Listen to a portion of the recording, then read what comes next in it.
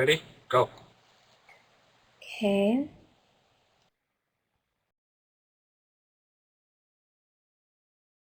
Hello everyone.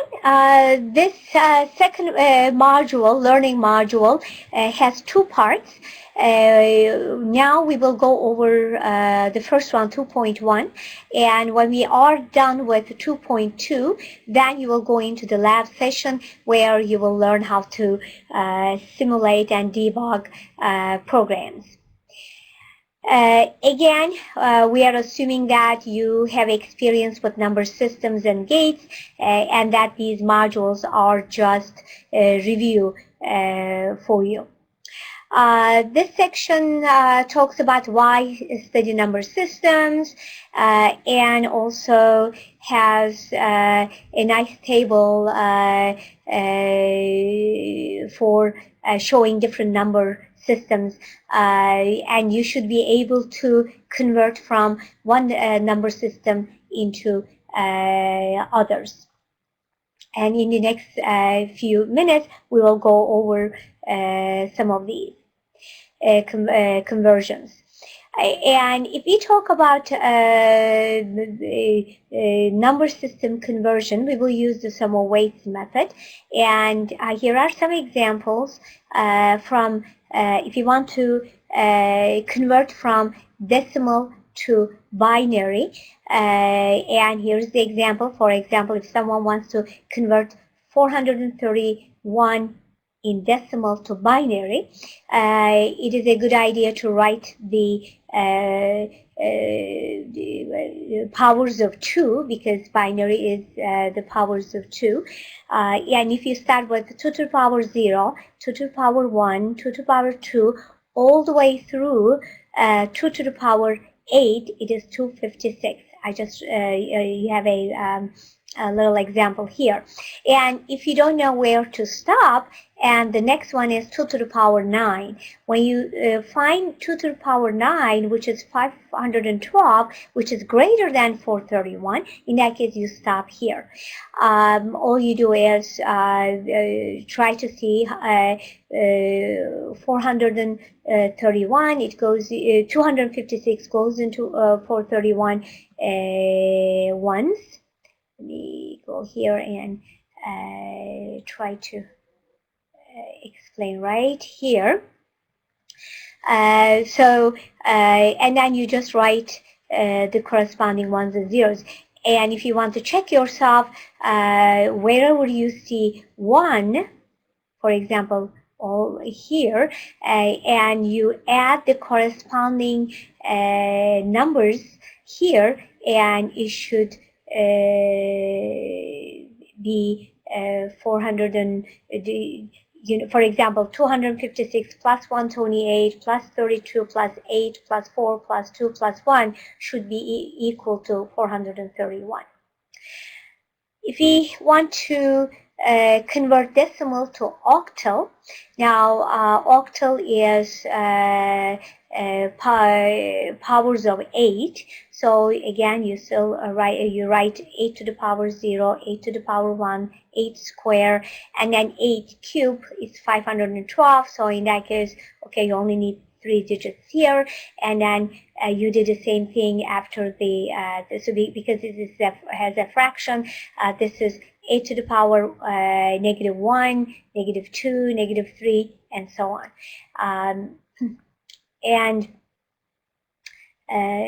then you try to see how many times you have 64 goes into 103, and write down the numbers, and here is the answer. It's a good idea for you to do it by yourself, so that you can remember if you have forgotten that.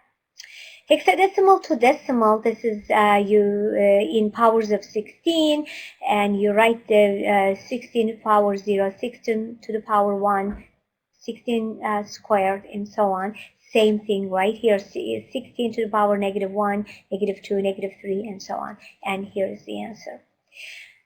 If someone wants to convert from binary to octal, now the largest digit in octal is 7. So what you do is, if this is your your binary number, and starting from the point, you count 3 and another 3. So this is 0, 1, 0, this is 2, 7, and then this is 6, and 1, 0, 0 is 4. You pad the other 2 to make it 3, and here is the answer. Binary to hex. Now, again, the largest largest digit in hex is 15 or F. Then when you have the binary number starting from the point, then you start counting 4s. So you have 0, 0, 1, 1 is 3, D 6, and again pad. You have 1 left, so add 3, and then this is 8.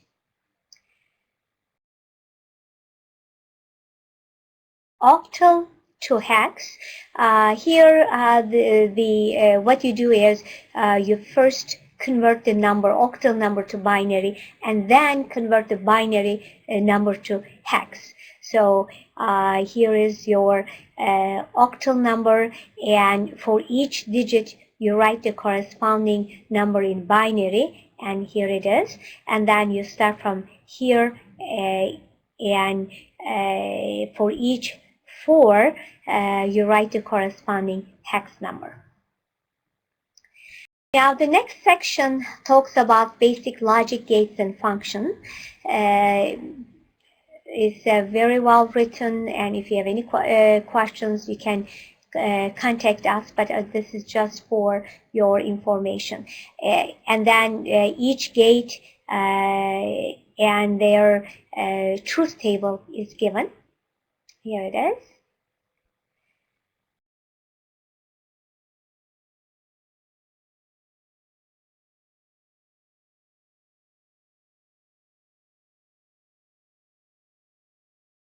Okay, we're almost there.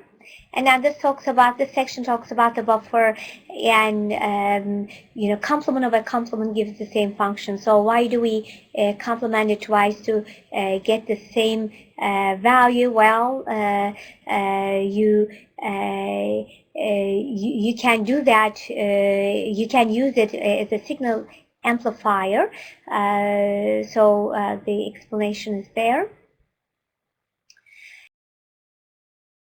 The next section talks about various design considerations.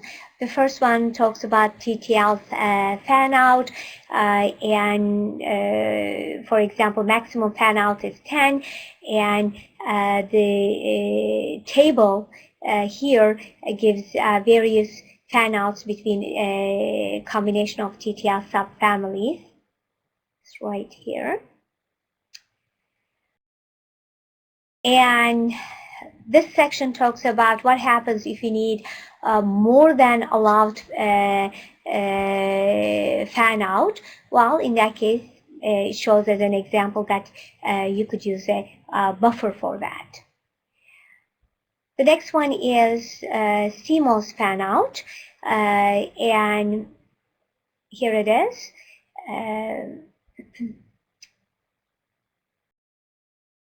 This section talks about tri-state devices.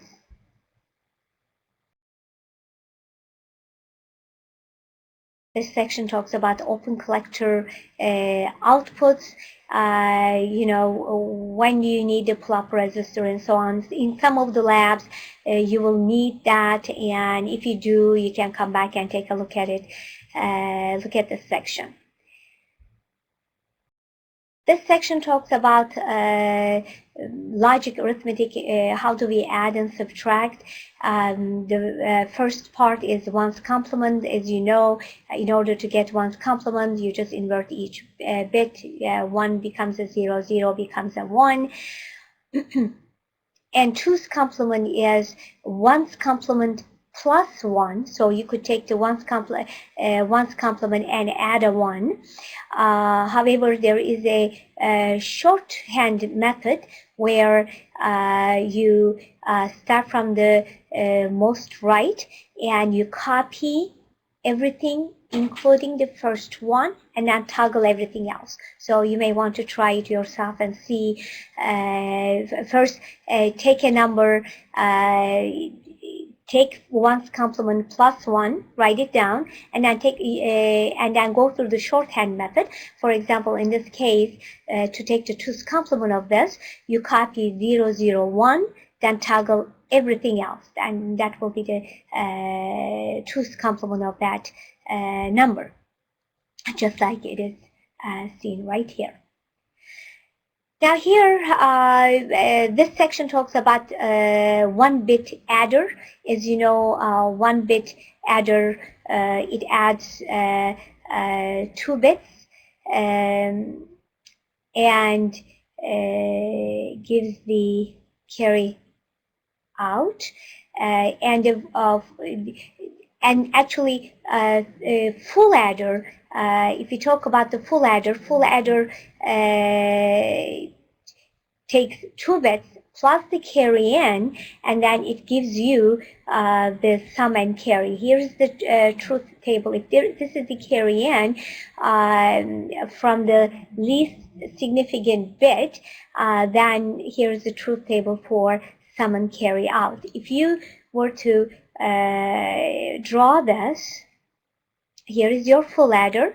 You have 2 bits and carry in, and this is the sum and the carry out. And this is actually built with 2 half adders.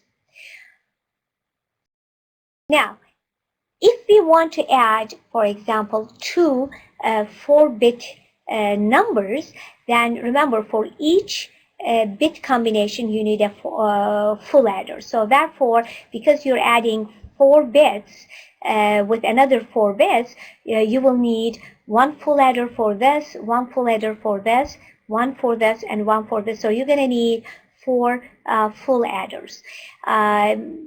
So this is your carry in. If it is 0, then it's just A0, B0 plus 0 gives you the sum and then carry out. Now this carry out becomes the carry in to this bit, and so on. So this is your 4-bit adder circuit.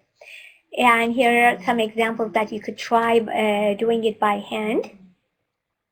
But if you want to subtract 4-bit number from another 4-bit number, then what you do is you take the bottom number.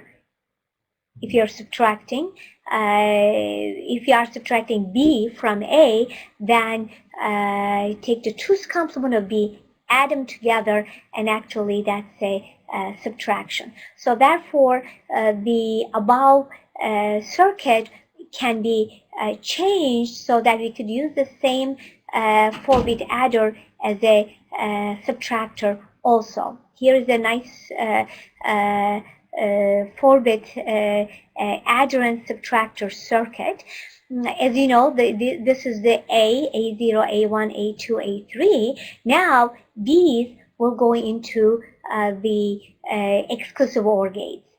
And if the other input of the exclusive OR gate is 0, then the output of an exclusive OR gate will be exactly the same as this input.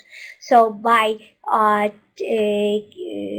connecting the carry in with this M, this is like our control, and making this 0, if M is equal to 0, then the output of the exclusive OR gates will be just B, and then this circuit will work as an A plus B plus 0, so it's just an adder.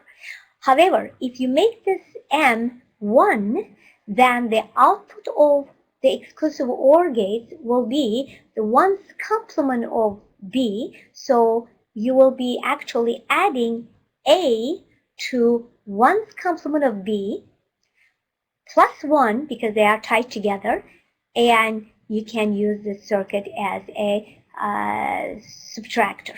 So when M is equal to 0, it adds. When M is equal to 1, it subtracts.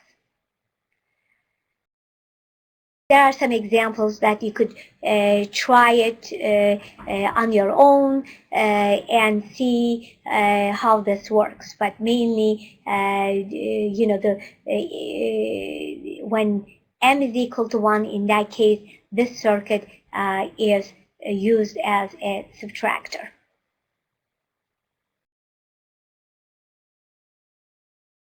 Okay, and here are some other examples.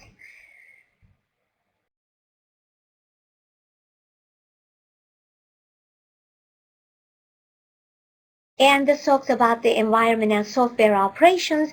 I'm not going to go over that because this will be covered in the lab. How to use the MPLAB IDE, how to use the Picket tool, and everything you needed was sent to you. So you have everything, and all these will be covered in the lab. So let me see if I have anything else. These will be covered in the lab as part of the lab. And I think that's it. Thank you very much for listening. Thank you.